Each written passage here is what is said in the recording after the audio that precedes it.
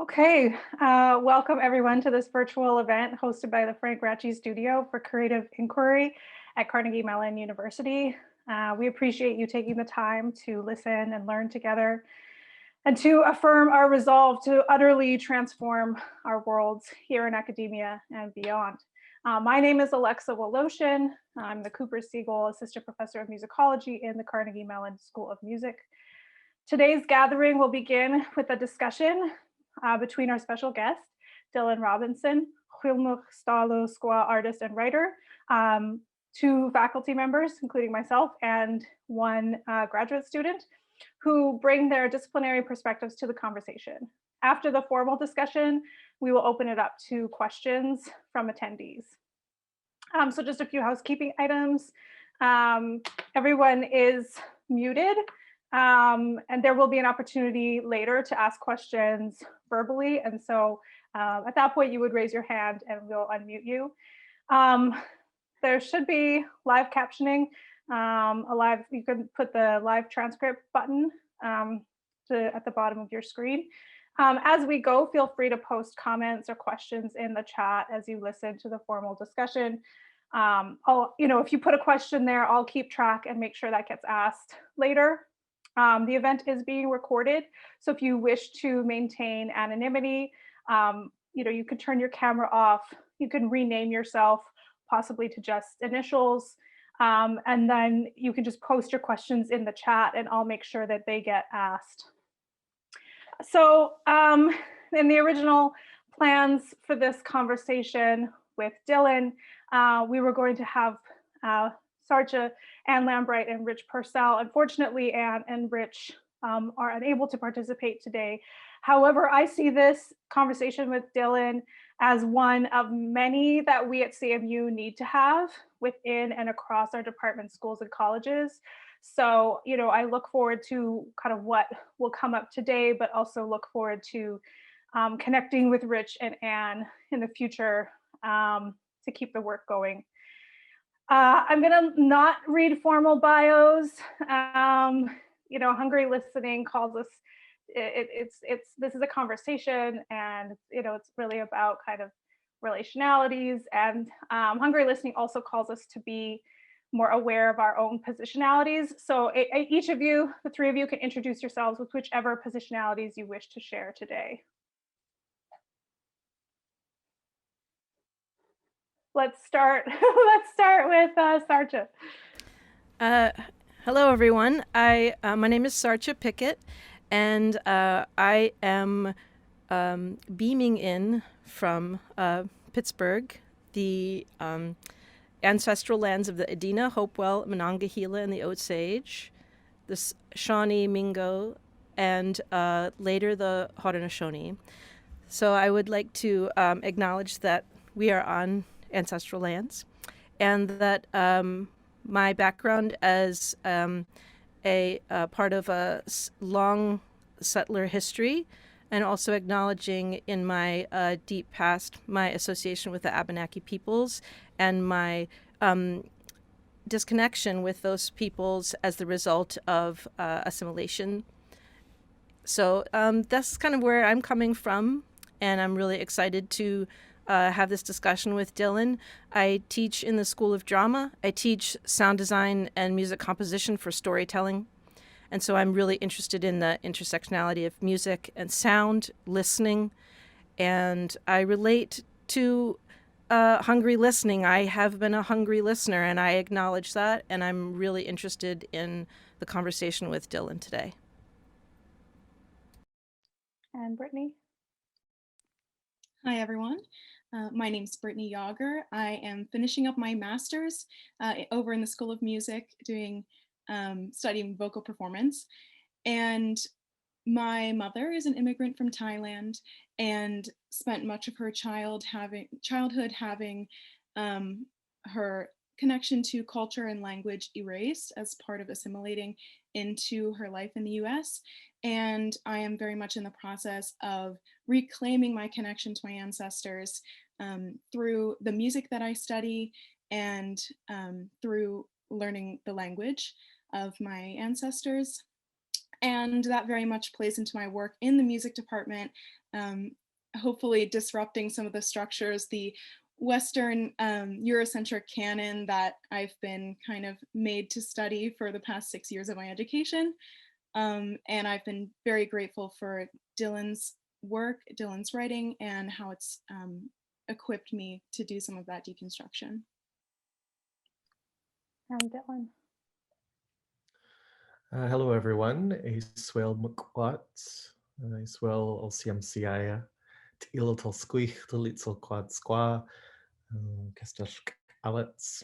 Chitsolot solto Hodnishoni Kesta Omnishnabe Holmach Equala.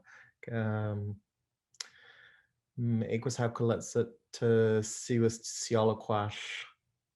I think I'll end it there. So very briefly, the briefest version of an introduction, I think here, I would use versions of that very differently at home, saying who I am and where I'm from.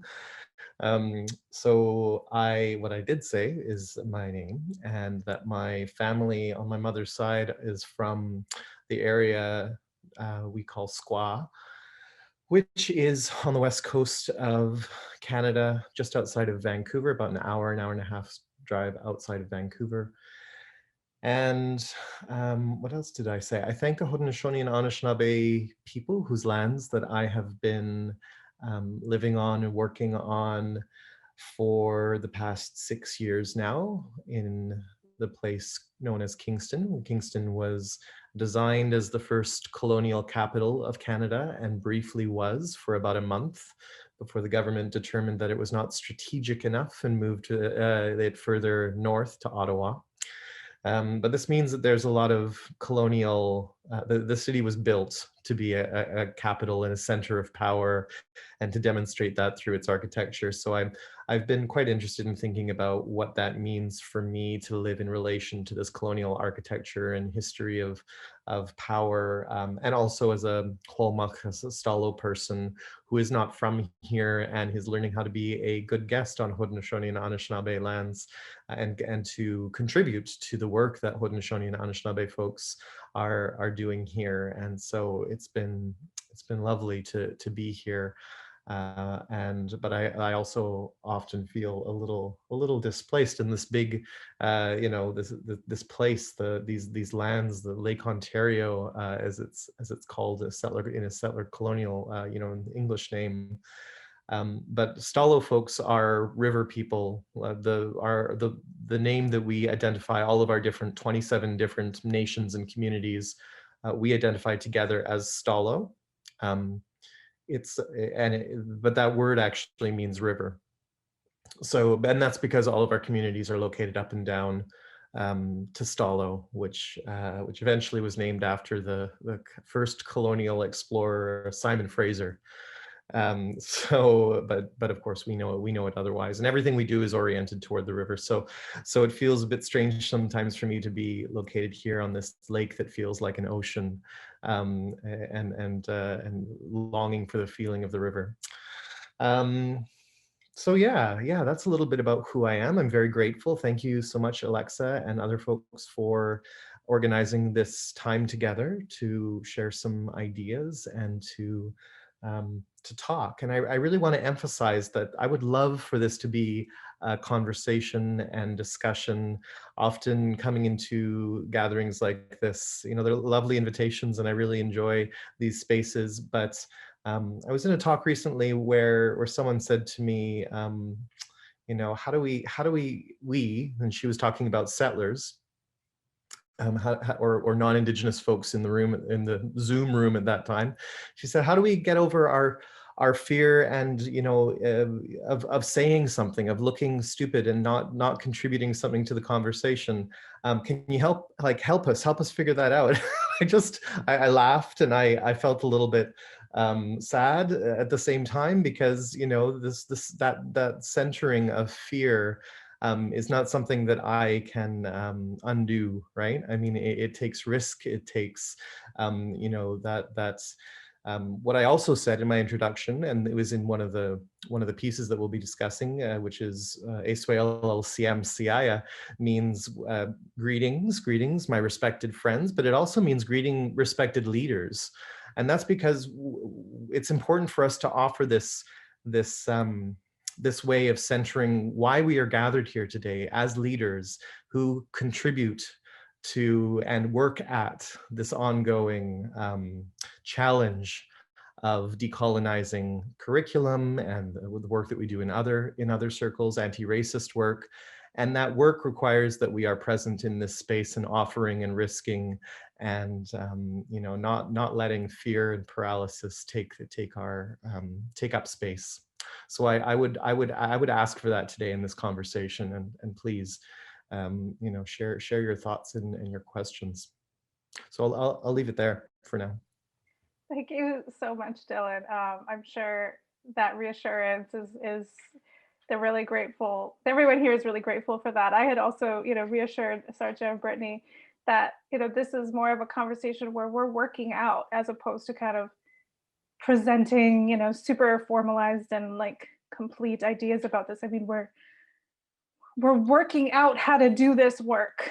And so thank you also as the invited guest for affirming this as a space to take risks, because the work is risky. The work is stepping outside of the norm. And so that can be perceived as a risk. And so if we can't talk about it, we'll never do it. So let's talk about it. Let's do it. To make sure that maybe everyone in this lovely Zoom room is kind of on the same page a little bit. I mean, we're all not on the same page, but to maybe begin, Dylan, I'll ask you if you can speak a little bit to where this phrase of hungry listening comes from, and how does it reflect your own sort of working out of issues of Indigenous sovereignty, settler colonialism, encounter, relation, positionality? Thanks, Alexa. There's it's the central concept of the book, obviously, Hungry Listening. That's how it was released last year with University of Minnesota Press. But sometimes it's a challenging question to navigate my way through, because there are actually sort of tangents and connections through a lot of different thoughts and areas. But the quick way, I'll elaborate after this, but the quick way to think of this is a form of listening that is guided by a settler colonial orientation toward the world. And that orientation is an orientation toward extraction. Now I'll elaborate and say, so listening as extraction, gathering and accumulation of resources. But I will elaborate on that by saying that the word actually comes from the phrase hungry listening, and that hungry orientation comes from the way that Stalo folks, xwélmexw, name settlers, newcomers to our lands. And historically, that was the first major influx of settlers into our territories wasn't until the early 1800s, but coincided with the gold rush. That was really when this first major wave of settlers came to our territories. And they came obviously starving for gold fever, right? So they came for resources, for the accumulation of wealth and to build new lives.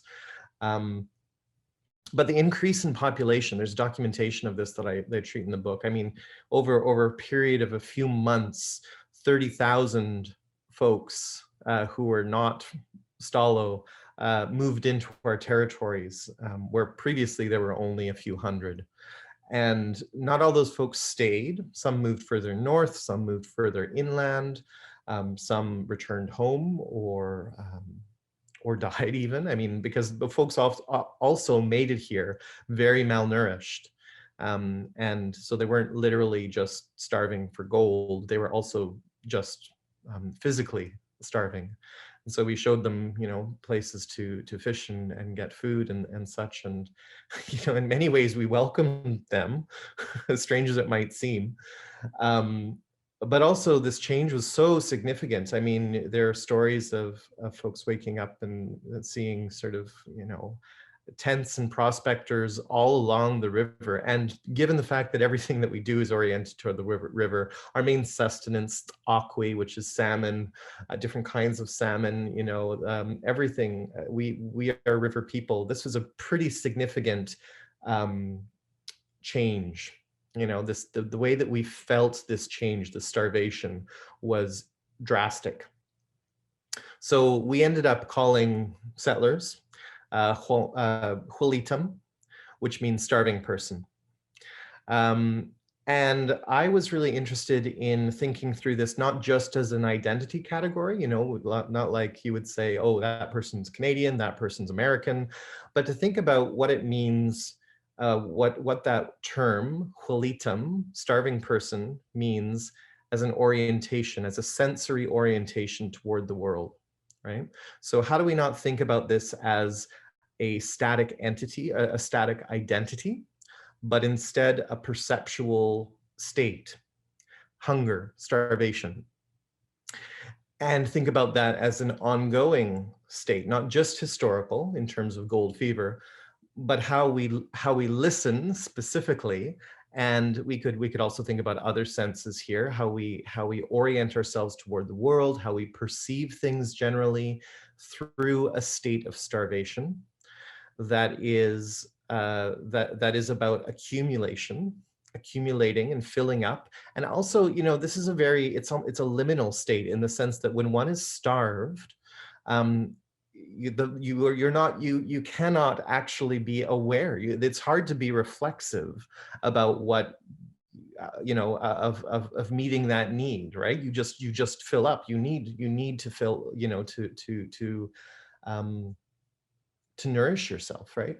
And so it's that unreflective state of starvation as well that I'm really thinking about, and hunger, because of course there are other kinds of hunger we can think about, being hungry for human contact, or for sharing ideas, and we use that term metaphorically to talk about positive states as well. And so those aren't really what I'm getting at here in the term xwélmexw, or xwélmexw, which is the larger phrase I use to talk about hungry listening. So there's that side of that starving orientation that I'm really interested in the book, that is also not singular, and singular in the sense that you would say that it's always one thing, right? That this form of perception plays out very differently depending on your other aspects of one's positionality, right? So this is also very important to me to acknowledge, that we don't reify this concept or positionality generally to say, for example, I always listen to everything as a man this way, right? That would be reifying it to actually make it consistent in a way that our positionalities never are. Positionalities are always in flux.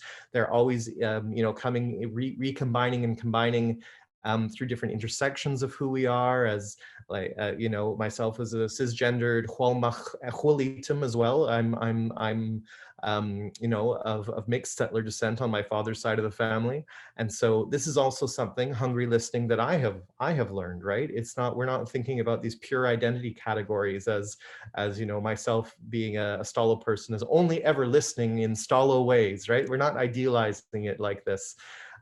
So it's also been a reckoning for me about how I have taken up forms of hunger and extraction in the way that I listen to things, that I orient myself towards the world, generally, but then also specifically within, and very, very specifically within music training, right? Because there are ways that all disciplines discipline our desire to know, and discipline our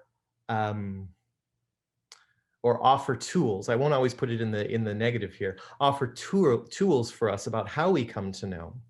And some of those tools, maybe even we can think about all of those tools being potentially helpful in one way or another, but they also have attachments to In the worst cases that I look at, accumulation of knowledge, right? An accumulation of a certain kind of knowledge in particular, that might not actually be in relationship. I would say, a white supremacist Eurocentric form of knowledge that isn't necessarily in relation with others, but is oriented toward knowing as an accumulation of fact, or knowing as an accumulation, or knowing as a categorization of things with certainty that can then, once made certain, sit on a shelf, thinking about what we know and how we hold what we know. We can think about that as a shelf of facts, a shelf of objects that we have accumulated and that we own in a sense. So we can also think about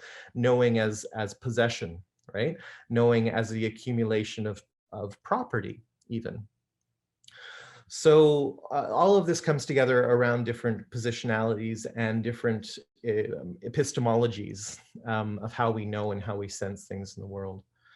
And another side of that is the second part of the word, listening. We use the word xwélmexw, which is, we use the word for listening, like everyday listening, but we also use it for a more extraordinary kind of listening in the longhouse, where we are attendant to history as it's being told, but also the sense of feeling that how that history is told.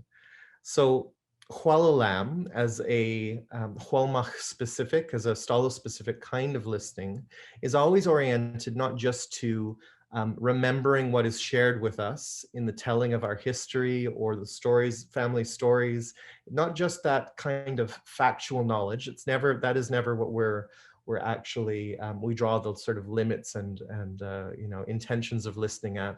Instead, we understand the presence of listening in that moment as having, as also being open to the emotional or affective sense of how that is told, and the folks who are in the room at that time, and the place that we are gathered, and how that space feels. And so it's a very different kind of sensory orientation toward that extraordinary moment of telling in the longhouse, of sharing with each other in the longhouse. That isn't also limited to that. We do practice this in other ways in the world, in everyday quotidian ways as well, but not exactly the same. So I want to sort of frame that as being, so there's a centrality to that xwélmexw, that kind of sensory presence of listening, that plays out in different ways in the longhouse than it does in everyday life. So I put these two words together, xwélmexw, which is sort of the starving something, an adjective for the starving something, or settler something, with xwélmexw, which is a really xwélmexw specific term that speaks to our ways of sensing and listening in the world. So we have this sort of, I call it often an awkward combination between a settler orientation, settler sensory orientation, and a Stalo or xwélmexw specific sensory orientation that, fluent language speakers would never bring these words together. But I should say fluent speaking elders would never bring these words together. But I find it very productive to do for myself, and I think, it offers an opportunity for lots of Indigenous folks who are in spaces of being in between, right? In between, like myself, being trained within a music curriculum, ear training, Western art music analysis, and then also holding this other sensory orientation at the same time. So it's an awkwardness of things that are always in movement as well. It doesn't play out in every, it plays out differently depending on what the situation for listening is, right? If I'm in a room with my family, if I am in the longhouse, if I am in the space with all of you in Zoom, it plays out differently according to all of these different, the materiality of these different scenarios. So there you go. That's the sort of overview of hungry listening, or xwélmexw, and we can talk about it in in other ways too, if you folks are interested, or we can move on to other questions. I mean, I have questions, follow-up questions for my CMU folks, but if you already have kind of like a burning thing that you want to ask Dylan in response, or just say in response, or say to us, I want to leave, for Sartje and Britney. Okay, so I'll ask. I want to ask Sartje a question because you're from drama, so I'm from music, Britney's from music. Hungry listening is most directed to the world of music, but of course, it's it's bigger than that. And Dylan said, every discipline, this idea of that it disciplines, it disciplines how we know. It disciplines and offers tools but those tools could be targeted just to accumulate certain kinds of knowledge and that kind of thing. I'm wondering how this manifests in the School of Drama, how this manifests in what you're seeing in the discipline of drama. How is drama disciplining ways of knowing, ways of expressing and sharing knowledge? Okay, well, I would say that I come at this from a decidedly sound-centric perspective, and that the questions that I've been asking do revolve around music and sound in the specific as it relates to drama. So I can speak to that, and then I can speak to a larger general, the general question.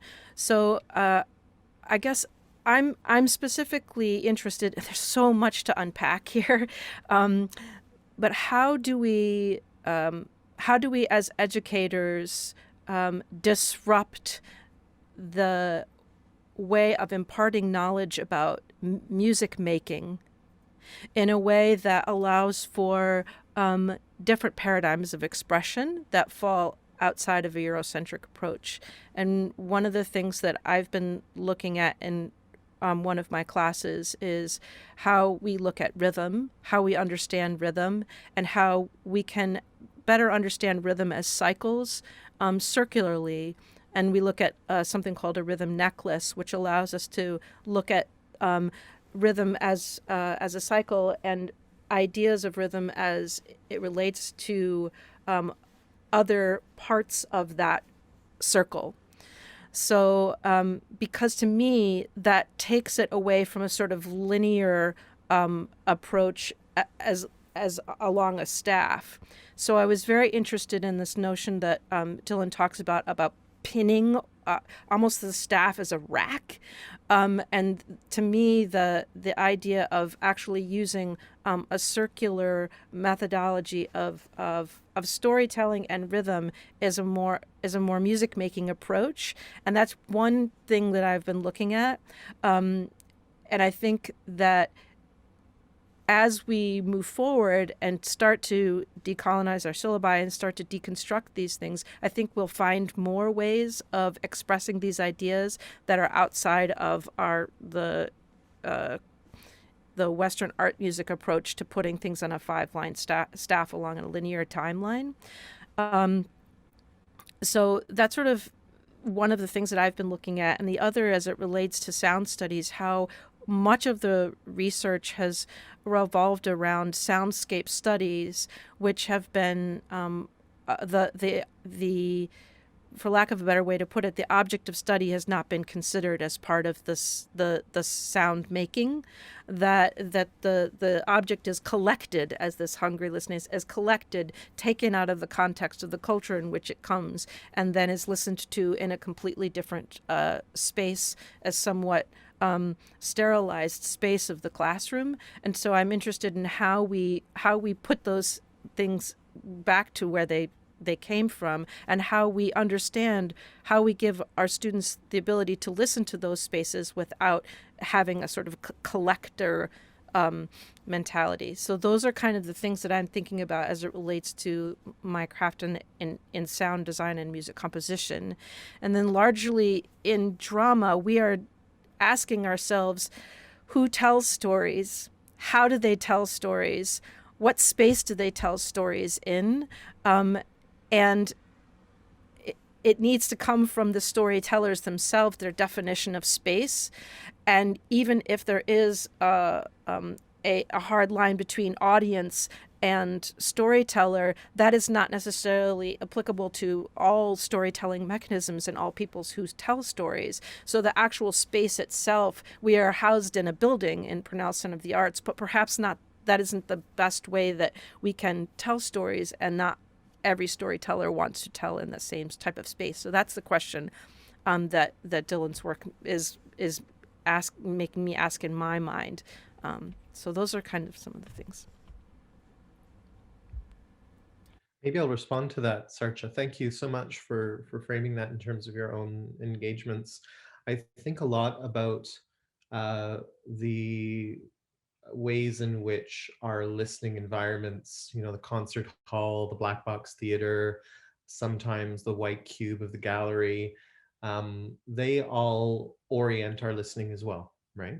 So they're not ideologically and politically, they have their own implications for how we listen. And then the architectures of these spaces also have very significant implications for how we listen. But we often think about these spaces as spaces that allow us to clear our minds or our ears or our ability to focus on really particular things. The white cube, the white, right, of the gallery is meant that the wall, so that the wall does not distract from the art as the thing that we're supposed to focus on. The darkened auditorium, with oh gosh, why is this escaping me? This sort of raked seating and proscenium audience dialectic, all of this, that's sort of the kind of Wagnerian 19th century disciplining of the attention toward the stage, allow their kinds of focus, right? They create the work, whether that be a performance of a play or a performance of a musical work. They create that work's autonomy, right? It's exceptionalism as something divorced or separate from the real world, right? And I'm really, really interested in thinking about reanimating attentional mobility between different, through different spaces, but between different forms of how we give our attention. So one of the things that I treat in Hungry Listening is the way in which Indigenous attentional mobility was saw as an inability to focus. Right, we have wild, restless habits, as they were called, that needed to be focused on the Word of God, firstly, to sort of separate us from our heathen ways and our inabilities to focus. But really, are these wild, restless habits that were discussed about in different travel narratives were different kinds of attentional mobility. We were giving attention to one thing in relation to another, in movement from one place to another, multiply, that didn't that were not distraction, but they were only ever understood as distraction. So I'm really invested in the ways in which all of our spaces can seek out, and this is a question I think for creators as well as for programmers of arts, these different places that we share work can offer moments for relational attention, right? Oscillation, I say sometimes, where we focus on one thing and then understand its relation to another thing. And even in a very speculative kind of way, I keep saying, I'm not invested in throwing out Beethoven until, for forever. I want to be in relationship with Beethoven as an Indigenous person, right? And so that to me right there says you need a relational format that says I can bring these sort of my own cultural perspectives to bear on listening or creating or being with Beethoven, as strange as it might seem, if I were given the opportunity to do so, right? And so I think that's really, if I repeat one thing, just ad nauseum these days, it's that the most important part of decolonization or decolonial work is allowing the imagination to move, right? To move, and the imagination through our attention to move in different directions. I would also say, like, it being, working within a university, many of us teach and learn in rooms where our attention is focused towards the screen, the projection, or the whiteboard, or maybe we still have blackboards in use, I don't know. But it's that unidirectional, or the lecturer, right? It's to give us focus, right? To allow us to learn that thing. But I would say one of the things that and the rooms are constructed this way as well, to direct our focus in this one direction, unless it's a smart room, smart educational room, where you can swivel the chairs and move the tables and all of this kind of fun stuff. But often that's not the case. And often the rooms are still constructed without any windows. It's like these hermetically sealed places. And I'm really struck by the way in which, in the architecture of like pedagogical architecture, separates our attention from the land of Indigenous folks, separates us from the place that we are in, right? And that to me is a structure of settler colonialism that is a foundation of Western pedagogy and learning that really needs to be addressed. And again, depends on a different kind of opening out to relationship, and in a speculative way, again, in a kind of wondering of what would it be if we think about this math that we're learning in front of us here, by looking outside to the land, right? So anyways, I'm just really I'm interested in artistic forms and practices and presentational spaces of attentional mobility.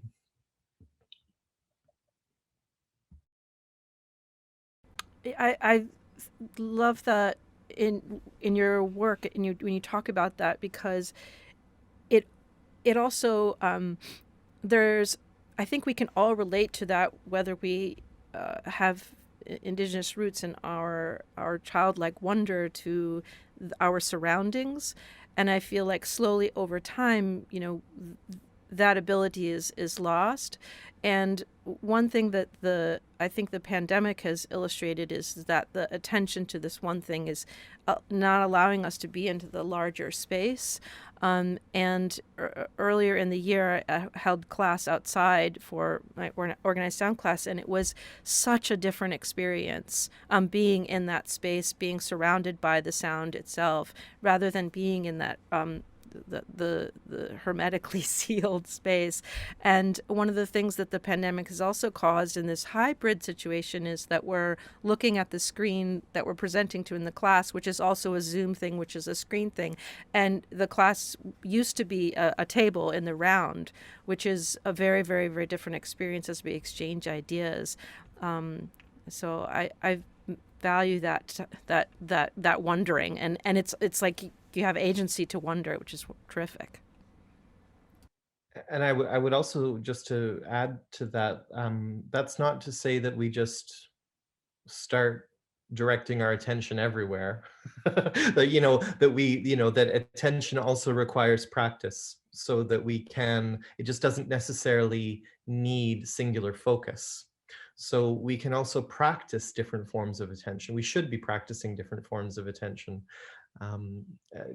Practicing how we listen to ourselves listening. What does that mean?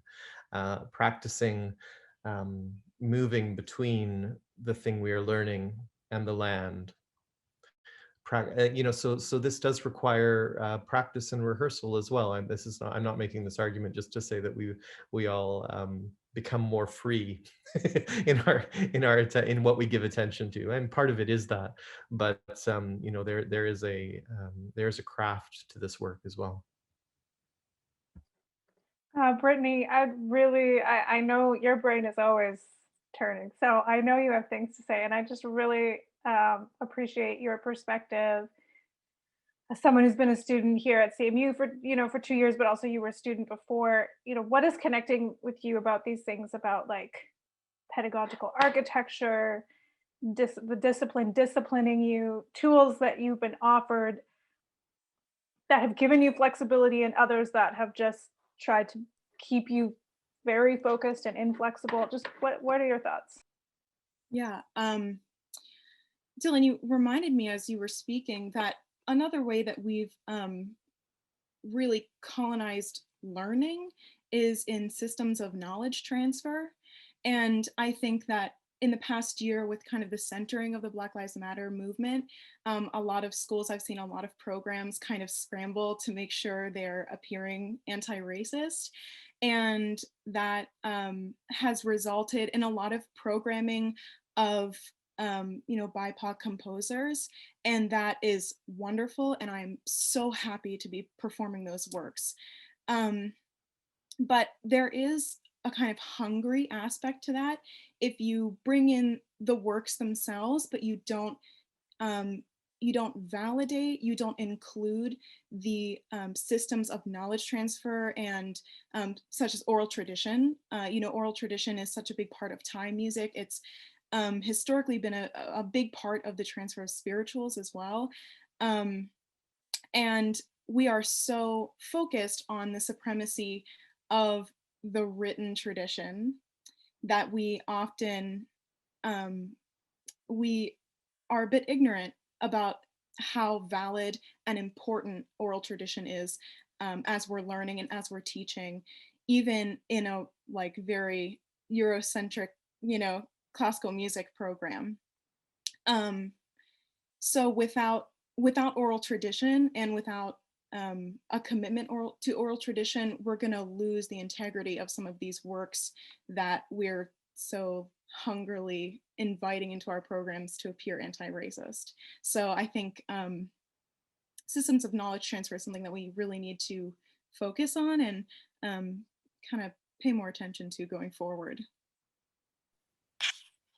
Yeah, absolutely. And in training composers and music students generally, I think one of the things that I go on at length about in the book is the way in which, the majority of works that involve Indigenous musicians or artists, the majority of classical works or new music works that involve Indigenous artists and musicians begin from this place of how do you get the Indigenous musicians who don't read notation to follow a conductor, to make sure they come in on time, to make sure that they meet up with the score, right? And so it's quite, it's the centering of that form of knowledge transmission, right? If we think about notation as a form of knowledge transmission, a centering of that way of saying what happens, and it moves in that, it often almost exclusively has moved in that direction. I hope it doesn't in the future, but it really always makes me wonder, well, what if you were to ask the musicians to learn all of their roles through oral transmission, through all of their music through oral transmission, right? You could do it, as a recording. A composer could make a recording. There are a couple composers that do this sort of work. I think of the Canadian composer Luke Nickel. You should all check out Luke Nickel's work. It's really awesome. He is a composer, is living in England, working in England, but he works almost exclusively through through providing musicians with a set of instructions. Sometimes those instructions will be talking to the person and saying, like, I would like you to do this first and then that first, and consider this, and then make this kind of sound. And it's a centering of oral transmission. This is a he's a white queer white settler composer.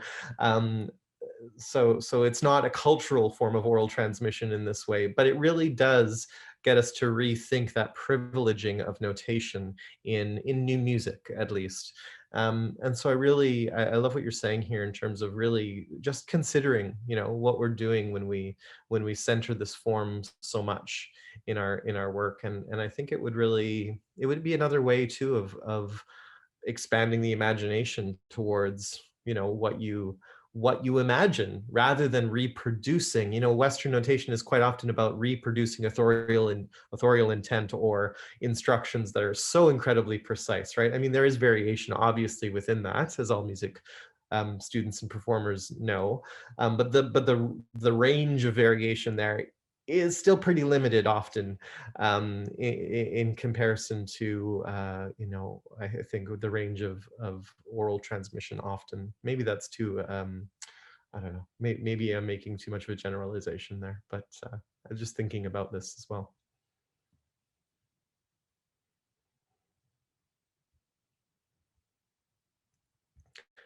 Is this a good point to open it up to anyone else in the audience and see if anyone has thoughts about this or something else that they wanted to throw into the mix for us? We can, although I have a long list of questions. No, I know you do. I know, and I'm looking forward to them as well. I'm looking forward to it as well. But yeah, I do definitely want this to feel like we're all in a big conversation. I think a lot of the people who are here are CMU, and this is something, again, as I said, this needs to be one moment of many doing this work. But I do also know that there are people from other institutions and living in other parts of the continent and the world, and and supporting each other in the work, finding solidarity in the work, kind of building momentum across multiple spaces. So definitely, if you have questions, please put them in the chat, or you can raise your hand and I will unmute you. And in the gaps when no one has questions, I'll ask questions, or Sartje and Britney can continue.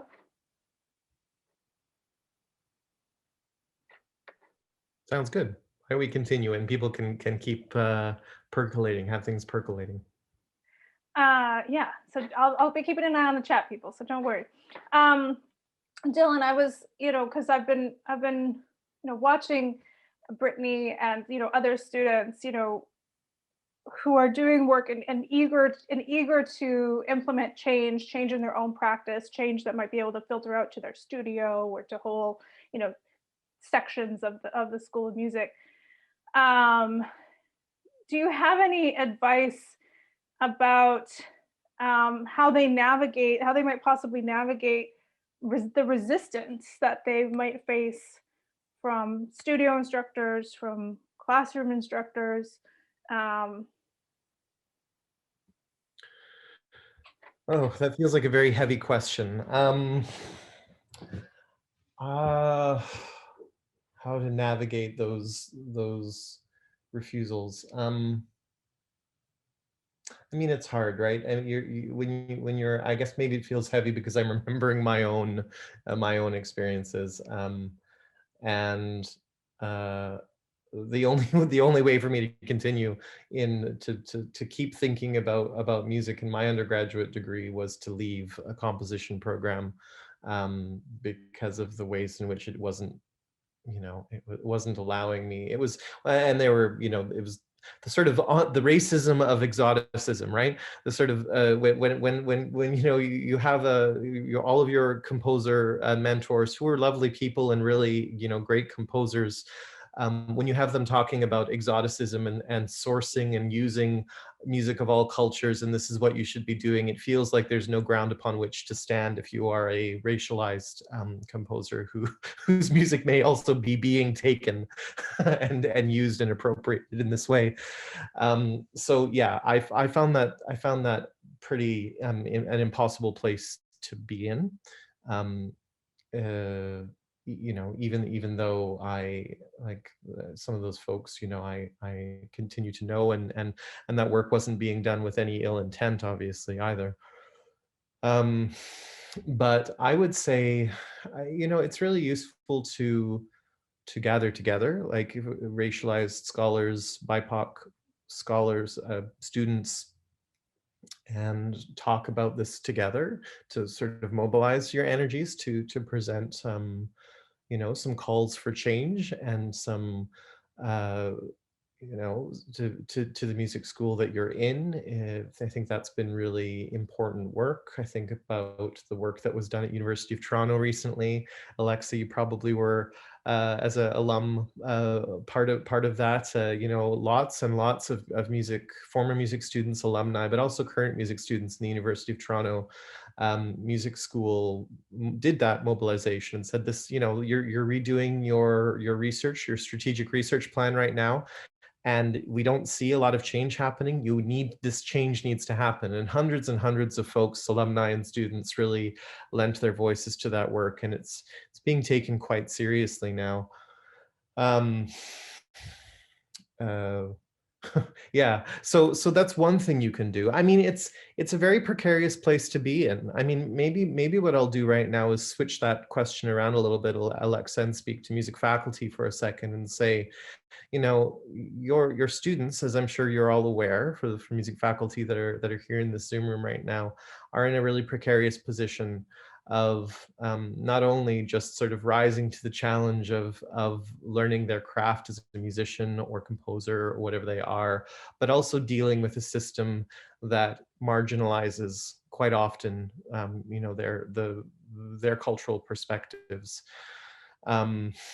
And not only that, have to bear the brunt of dismissals and racism and microaggressions that, you know, that mean, you know, in Canada here, for example, the fact that we have so few Indigenous musicians and composers and folks, those that we, you know, who do this work are exceptional, but we have so few. And that's because almost everybody, like myself, left. You know, I'll just speak for, I can't even speak for, you know, Indigenous musicians right now, but I'm doing it anyway. And so, you know, I would say have conversations with your students about how they feel they are seen within the music program or not seen. Ask them if there are ways in which you can support their work, the work that they want to do. And maybe they don't want to bring in their cultural perspectives and music into the program. Maybe they really do just want to focus on Western art music, and that's awesome. But I'm sure, you know, there are quite often, there's so much that gets left on the other side of the door. And we need to do a better job. All of us need to do a better job at supporting opening that door, keeping it open, allowing different things to come into the mix, things that will seem strange, things that might not, that you might not have any experience in, which is all good. You know, that in itself, opening the door to that question again of how does Beethoven live in a room with Indigenous perspectives? You know, the weirdness of that. Let's be open to it and support that work. So and let's do that explicitly and you know, without reservation, so that we create that space for students, that we don't make them having to, you know, go through an argument or a justification or a pleading to be seen. So yeah, I hope that's okay, Alexa. I've just shifted it here from what can students do to what can faculty do. I mean, I think that was the necessary risk coming from. I mean, that question came from a faculty person. I'm like, what should students do? And no, it's really important to be reminded that if I care about that, then I better be showing up for my students, and that's on me to make sure. You know, my question came. You know, I'm sure you all are aware that it came from the idea like, well, what about the students who are interacting with faculty members who are not committed to this work and, you know, navigate? But that's all the more responsibility on me to advocate and to back up and then to make sure that the experiences that they have with me are not those, right? Yep. So you know, I think that was a really like, I really appreciated you are reframing it that way, because I am a faculty person. This is my responsibility. If I claim to be committed to this work, then I have to be committed to supporting my students and how they're doing the work, and it has to manifest tangibly in the experiences that students in my classrooms have. It just has to. Otherwise, what am I claiming here? Sure. I mean, and thank you for reiterating this. Maybe it's too hard a distinction, but it is a distinction between faculty that are committed to this and faculty that aren't committed to this. Because I mean, that is also, as you're saying, our responsibility for those of us that are committed to this, to having challenging conversations to those, to our colleagues who are doing good work in you know, the work that they're doing, to have uncomfortable conversations about this, right? Because it needs to change so that we don't, there isn't a sort of minority of folks or just racialized scholars or performers saying we need to do this, but for everybody to support this kind of work. And I will also say that, you know, when I was doing my undergraduate degree and I left composition, I almost similarly left university, right? Because it's just another system that I just felt so incredibly marginalized and experienced racism through, and all of this. But it took one professor who was a Korean Canadian professor whose name is Jin-Mi Yoon, who I write a little bit about her work in the book as well, to say exactly that, to say, you know, I know you're really interested in working on, you know, the relationship between Indigenous music and new music. And she's like, can I make a space for this in my course? And her course was about visual art. So it actually meant for her adjusting the system that she was part of to make space for the work that I wanted to do. And that was so incredibly significant for me, just to have a single person sort of make that space. And it kept me in university. I finished my bachelor's degree largely because of Jin-Mi. If I could interject, about the question about what can faculty do. Sometimes it is extra work, sometimes it is a risk, sometimes it's challenging, but a lot of the time it's profoundly easy and just involves saying yes. Like, yes, you can sing that. Yes, you can do that. Yes, you can do the work that you want to do. And it's made such a difference in my experience, honestly. In my undergrad, I was trying to plan my junior recital, and I said to my teacher, you know, because every recital I've gone to in the past 3 months has been all white male composers, like every single program, I want to do a program that is all female composers and includes LGBT and also non-white composers. And he was like, okay. But the deal is that for your senior recital, you have to do something more typical. And I was like, okay, that's fine. So I did that work. But then I got here to CMU, and my teacher has been an angel, an ally. And I said, hey, for my master's recital, I want to do completely all non-white composers. That's what I'm going to do.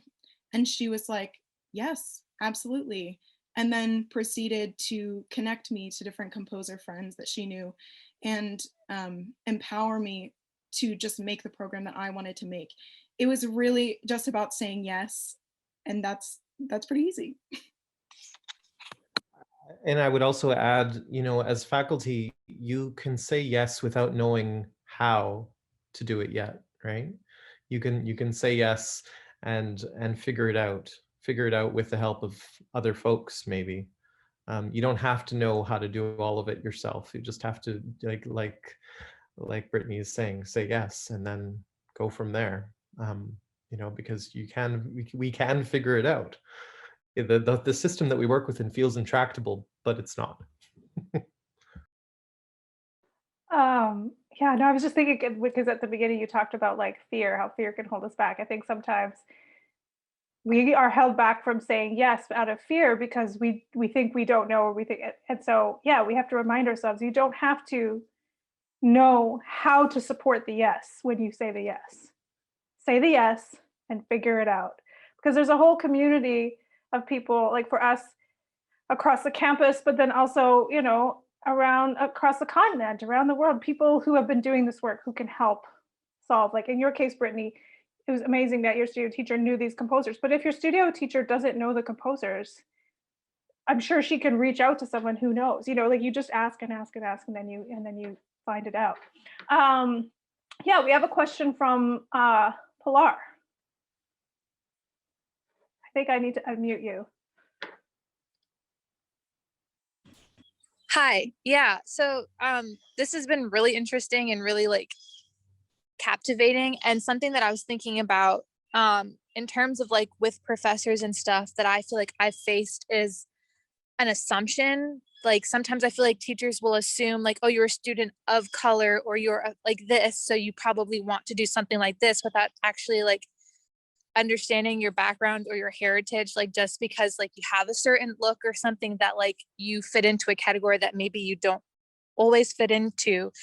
And something that I've learned from just like constantly like asking to do more Black composers. I'm a bassoon player, so like there's not a lot of stuff out there, but like I search for what there is that sometimes teachers that don't look like you don't always know that that's something you would want either. So like it can go either way. Like it could be like, oh, you look like this, or like you have this kind of background, so I assume that's what you want to do, or you already know these kinds of things. Or it can go the other way where it's like they don't relate to you at all, so they have no idea what you're going through, if there's like a political climate that affects you, or like would know like, oh, this is something that you would even be interested in. When you bring it up, like something Brittany was saying, when you bring it up, they're like, oh, I would like, you know, oh, this is so uncomfortable because I don't relate to it. And something that Dr. Woloshyn was saying, which is like, just say yes. You know, sometimes all you have to do is say yes, even if you don't know. And that I think is very powerful, because you can learn together, and it's something that can help open up not just your understanding, it can open up your teacher's understanding, it can open up the audience's understanding too, because there's so many diverse backgrounds that come to universities to kind of become a melting pot and share these ideas and these different soundscapes, sound ideas as well. Because like where I come from and my background is different than yours, and we have different musical ideas and interpretations and perceptions that I think can come across when you just ask the question, can I do this, or can we learn about this, versus just assuming or being too afraid to even do so or to accept that kind of question. So that was just something that I was like, that was brewing in my mind as Brittany was speaking. I was like, oh my goodness, yes, like I have experienced this or seen this happening to people who I know. And it can be kind of frustrating because you just don't even know what to do. Like once you're shot down, or once you're assumed of something, it's kind of like, well, how do I correct this? Or how do I go forward when I've been told no, or maybe think about a different like path. So yeah, it's not really, I don't know if it was really a question, but it was more just like a thought bubble, but yeah. Thanks, Pilar. That's awesome. I think also we could reduce our question, down to a faculty member saying, "What would you like to do?" if the possibilities were unrestricted, if anything could be done, what would you do? And then take it from there. I mean, obviously we're always working with restrictions of one kind or another. And so like Brittany said, sometimes it's a negotiation, but that question of what should we do is a what would you like to do doesn't presume anything. And I think that's really important to remember, because I'm committed to new music as much as other composers that I love. Like it's so funny, start talking about, I have this thing for high modernist Italian composers, Chirino and Donatoni and Clementi and all these guys. I don't know why, but anyway, I want to be able to do that, right? I want to be able to write and think about these folks, and sometimes that's in relationship with specifically Indigenous stuff, and sometimes it's not.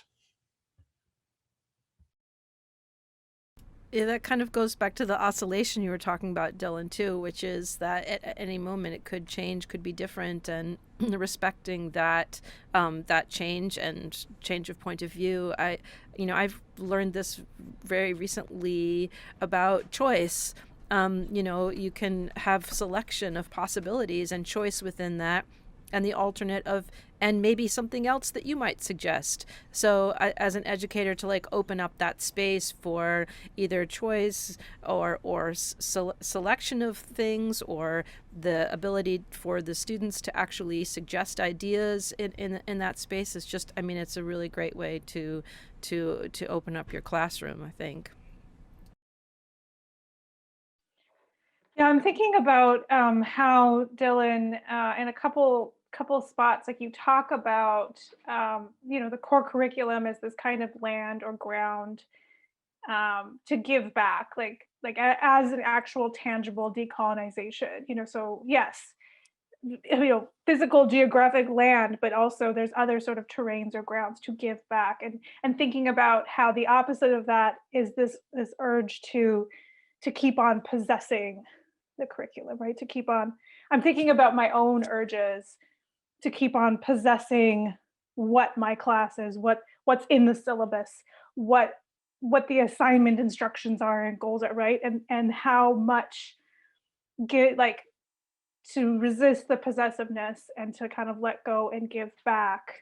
But that anyway, I'm just so I'm just like thinking about, you know, as an educator, what are all of these things that I'm holding on to that I could give back, that I could give back to students, that I could give back to the community, that I could give back, you know, and just I'm just thinking about how I need to push myself in that. Yeah, I think we all do. And just a little bit of a background that, you know, I'm sure some of you in this room are familiar with Eve Tuck and Wayne K. Yang's article, Decolonization is Not a Metaphor.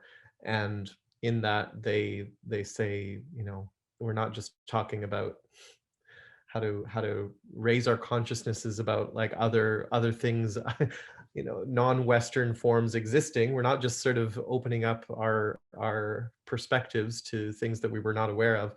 We actually, and they're talking about the Indigenous context of decolonization specifically, we're actually calling for the land back. Like this is a substantive and you know, that was taken, you know, the land that was taken through dubious treaty negotiations or just accessioned without any indigenous you know, presence, all of this sort of stuff, right? This sort of giving land back, that has to be at the heart of decolonial practice. But I think one of the unintentioned effects of that writing is some folks saying, well, we can't just do that, or, you know, it's impossibility just to make that happen. And so they sort of throw their hands up and say, well, I guess I can't do anything. I'm making this more, you know, a caricature, I think, in this moment than it actually is. But it feels like an impossibility sometimes to address that call for you know, repair and restitution. So from that, I have said, well, let's also consider the other grounds that we occupy. Let's consider the grounds that the land that we create, that kind of like the foundations that we make for our students. And one of the major foundations that we make for our students is core curricula. It is the ground upon which all else takes place, right? We explicitly make it the ground. We consider it the foundation, right? And so when they say, well, I understand, you know, this call for land back means we need to move in substantive ways by giving back that land, that core curricula. What does giving back look like? And you know, so I won't go into this too much here because I'm not sure, Alexa, if that article was circulated, but I know there's a link we could put in the chat here to think about what it means to substantively give back or change this ground of curricula and beyond curricula, right? We really need to think in terms of creative abolition. And again, abolition that doesn't mean eradicating all those things we love, Brecht, Beethoven, the Beatles, all those things that we support. Britney Spears, add another B in there, whatever, Beyonce, all of these can be part of the curricula still, but need to operate and have relations in different ways with other things, other structures of pedagogy and other practices of learning and sharing information, sharing knowledge. So yeah, abolition is not a in the way that I'm using it here, not a call to just simply burn everything to the ground. There are some things that might, there are some controlled fires that we need, but there are ways in which Beethoven may regrow in a more interesting form once that structure has burned a bit, the normative structure.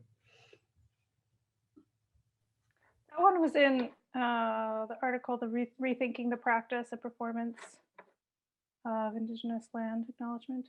Nope. Oh, you don't? I think you address it. That's the article in MuseCan, in the Intersections Journal, that's available for the letter. Yeah, that's circulated. Mm-hmm. Awesome. Cool. Does anyone else from the audience have questions or thoughts that they want to share? Don't see any hands up, but I'd love to hear from folks. And please, I mean, I know that if you're not from CMU, you may feel like, oh, well, this was a CMU conversation. You're really welcome to say what's on your mind and what's happening in your context. So please.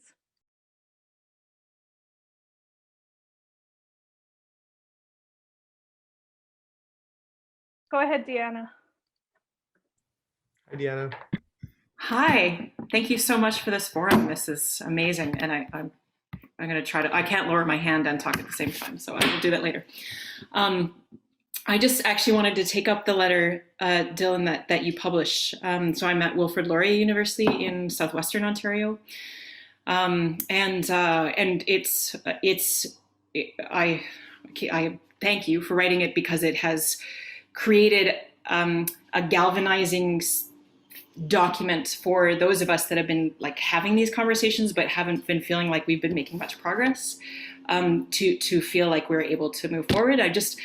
I guess I was curious, Dylan, whether you were getting, like, what sort of response, have you gotten any response? Have you ever heard anything, especially the call for accountability, which I know is fresh. So like, I'm already thinking about how can I publicly hold myself, at least my own, like the own work that I'm doing, accountable in the way that you're calling for. But I'm just, perhaps it's too soon, but I'm just curious to know if you've had any feedback yet, if it's like, is this like a challenge? Is it a nuclear bomb? Is it like, sure, and it's kind of lost in the noise? I would love to know whether there has been any response yet and what that's looked like. Thanks, Deanna. It's been all of the above. Yeah, it's an interesting conversation. And I should say also, this term, I mean, I think many of us are probably feeling the weary, like feeling weary of the sort of, maybe it's just me, but this year has taken quite a toll in terms of energy and focus. And, I'm still trying to find my bearings again, and have not done what I want to do with that letter, which is actually reach out to individual witnesses in different programs, different music programs in schools. I've done some of that. So I now have reached out to someone at, I'll name the schools so all of you know as well, Dalhousie and Memorial University, which is in Newfoundland, and Dalhousie is in Nova Scotia, for those of you here from the US that might not know. Had some conversations at University of Toronto, but haven't reached out to a specific witness there yet. Also waiting, because I know that Eli Hassama is becoming the new Dean of Music there, which is wonderful. And then my own university, Queen's University. So some universities, yeah, I've been reaching out to little by little. I mean, the letter is not a call for me to engage centrally with all universities across Canada, right? There's already enough burden for me. It's actually a call to remove myself from that, to say, you know, just in case it's not clear, this is some of the work that needs to be done, but it also needs to be done with those folks who are there in your, you know, Indigenous folks and other BIPOC scholars and musicians and performers in the, you know, place where your music school is located. But, you know, your school needs to be accountable to the work that you're doing and also to the work that you're not doing. Just to reckon with that, right? To say, here are the things we're really having challenges with. Here are the things that we're starting to do. Here are the things that we have no idea how we're going to manage. You know, all of those things are important, just to not just to sort of have, for like a one-upmanship of like what university is doing best with this list, but instead I see it as a way of this accountability to share what's being done and what isn't being done, to share with other music schools, right? I mean, we can do this work together to say like, oh, that's a really good strategy. I hadn't thought about that strategy, right? And the more we do that, the more I hope this will become a growing fire, right? Or a growing something, right? A little kindling and sort of then growing much larger. You know, I have had a fair number of discussions consistently with folks about the challenge, or some will say the impossibility, of doing this within the performance stream of music programs. Because you know, I have colleagues who say, you know, there's absolutely no interest, or there is aggressive behavior towards you know, whenever this comes up, this kind of decolonial or you know, structural transformation of a music program, you know, calling it infeasible or an impossibility, talking about the standards being lowered, all of this kind of wild and crazy stuff, to me, wild and crazy stuff. and that's really given me pause for thought, and not because it's new. It's not new at all. It is, and I really like, please, those of you who work in performance in this room, don't consider this me generalizing and saying like, you know, you performers are the problem. That's not what I'm saying at all. It's just that when you have a system that prioritizes you know, the greatness of the Western art music canon, and it is, a lot of it is great, a lot of that repertoire is great, but really centralizes it as the only thing that we can do, as the way that we let students into a program through the entrance exam, it becomes like dismantling your house as you live within it.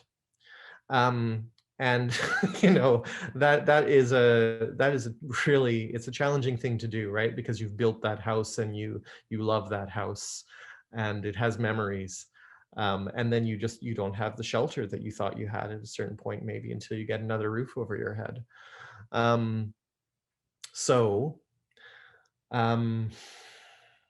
I've been thinking, so I've been, when I say that this is something that I've been thinking about, it's because I've been thinking about how to work with performance faculty so that we can have these conversations about possibility and imagination and bringing Beethoven, and I keep coming back to this, you know, just I don't want to harp on Beethoven all this time, so many others, like bringing Stravinsky into a room, with bringing the Rite of Spring into a room with Indigenous folks. Wow, there's a fraught situation. But it's a situation, you know, that we might really learn something from when we give it space and time, and also just be creative about. So, you know, how do we create these situations where we don't have to feel like we're possessing the thing, like Alexa was saying, where we don't need to feel like we are losing property, or the house is crumbling against our you know, desire to have a roof over our heads, but that we're working together to like take down a section of the house, start building that as the other part remains, and then, you know, to renovate together, right? How far can I go with this metaphor? You know, how do we do this in a way that feels productive and imaginative and creative together, rather than the sort of binary oppositions that we typically fall into. And I'm more and more, I feel like that mutual exclusion is a structure of settler colonialism and white supremacy. You know, this idea that we can't do this because there's not enough time. You know, we can't do that because we're not going to be able to cover all of the eras.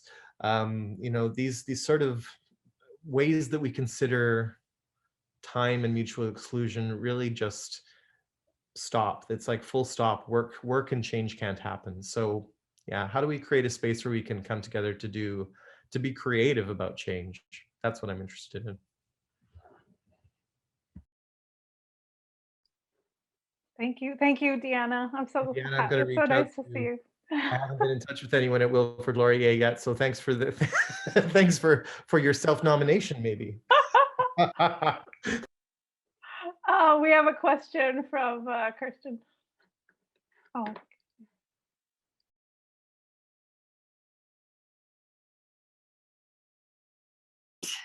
Okay, thank you for unmuting me too. Hi, Dylan. And Deanna, thank you so much for your question as well. I work with Deanna at Wilfrid Laurier as well. And I think that we should offer our university as a, we'd love to talk to you further about the call that was put out in Intersections. So I just want to offer that. I think Deanna already did. But I wanted to also say, performance, you were speaking about performance in particular. Performance is just one of the 6 or 7 programs that many of our universities in Canada anyway have. And yet we have the same audition requirements for all of the other programs that are not performance-based. And so that has been a real sticking point for us. How can we accept students? How do we determine which students to accept? If you're going to audition, 400, you're going to take 100. On what basis do you decide which students to accept? I guess that's part of it. And I think, I'm all for changing the audition requirements, especially for those other programs, for sure. I don't see why it's necessary to be, a stellar performer on I don't know, piano, if you're going to be a theorist or something like that. I'm not really sure that that's really important. I can't believe I'm saying this out loud, but but anyway, any thoughts about, could our audition requirements then focus on imagination and creativity and what do you think that would look like? I think I'd love to hear from you. Absolutely. I think we should do this across all of the areas, actually. Thinking, I'm really interested to know what students think about, the very simple question, what do you think about music? What are your, how do you imagine your musical ideal scenario? Tell me about how you know music.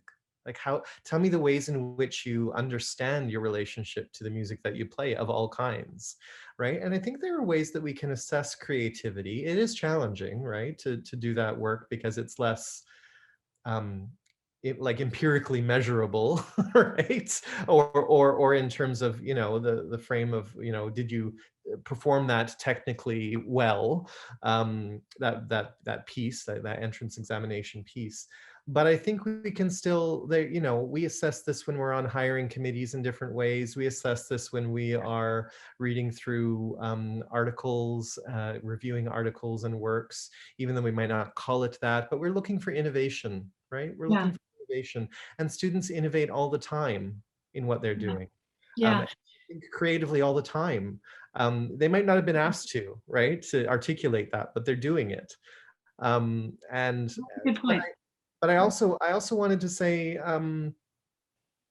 it could potentially be quite disorienting as well, because in a way, this is not, of course, something that begins, a challenge that begins with post-secondary education. This is all ingrained within the conservatory system, Royal Conservatory of Music, or other music programs, primary education.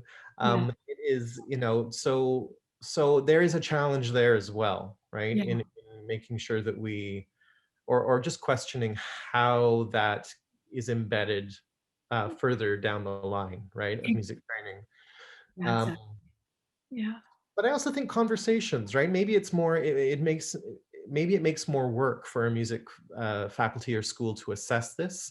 Maybe you need more people, maybe you need different kinds of people on those committees. I think there's work involved for sure. Yeah. That can also be a challenge, obviously. But yeah, like you say, assessing for creativity and innovation and thinking about what music is. Yeah. I also really, I think one of my haven't done it here at Queen's yet, but one of the things that I used to do a lot, I used to be an artist. I mean, now I write within a creative art form much more frequently, but I used to have an installation art practice, and I went to, I mean, Simon Fraser does this kind of work. This is the training that they often provide for their students, and this is my formation, right? I got the bug to do this kind of work back then, and then continued to do it through my master's degree at University of Victoria, where I worked between the visual arts program and the music program. And then similarly kept doing this in the UK when I did my PhD at the University of Sussex, worked within an installation practice. But this practice was all about considering musical meaning. Like, how do we, like, if we gather folks together and do a thing called, you know, listening to music and a thing called talking about music, in what ways can we consider that similar to what we do within musicology, right? Right. Right. And I think this kind of interdisciplinary forum is something that we would do really well to integrate into music programs generally. Like the way in which we might ask students, if you're constructing you don't have to do it. You don't have to actually make a performance of this work. But if you're constructing a inter-arts performance for, I don't know, a Stravinsky, the Rite of Spring, what would that look like? Like, let's enliven our imaginations to think, our students' imaginations to think broadly about how they imagine their musical practice in the future. That's really exciting. Yeah. Yeah, I am excited, and I do think there are many possibilities for the future. Just have to work a little harder to make them happen. Anyway, I'm going to have to mute myself now because my daughter's just about to have a piano lesson. So. Thank you so much. I think we should wrap it up just because you know, I think people are reaching their Zoom limit.